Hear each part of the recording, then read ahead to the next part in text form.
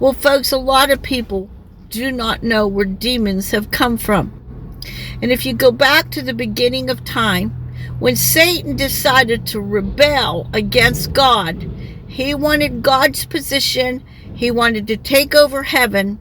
He and his warriors, he took a lot of the other angels and convinced them to follow him.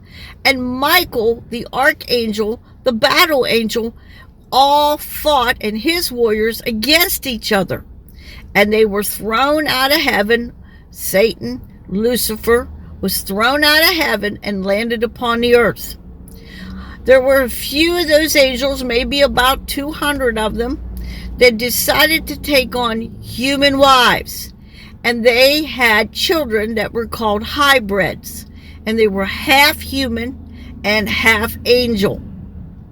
But God became so angry at what these angels did that he took the angels that had fallen out of heaven and he buried a lot of them alive.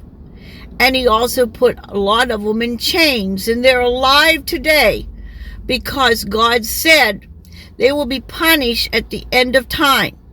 They will be killed at the end of time, after the tribulation, after the millennium, right at the end of the millennium. They're going to be killed. About the same time Satan is going to be thrown into the lake of fire for what they did. And he cursed their children. He put a curse on their children. You'll find it in the Old Testament that their children, when they die, their spirits would never rest. They would go back and forth across the earth, and they would hunger and they would thirst. And these are called demon spirits. Demon spirits are the spirits of the hybrid children from the fallen angels that took human wives. And these spirits now look for a container to get into.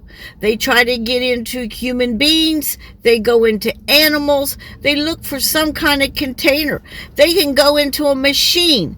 They are seeking comfort because of that curse that was put upon them because of the sin of their angel fathers. Well, folks, something to think about, where demons came from. Have a wonderful day.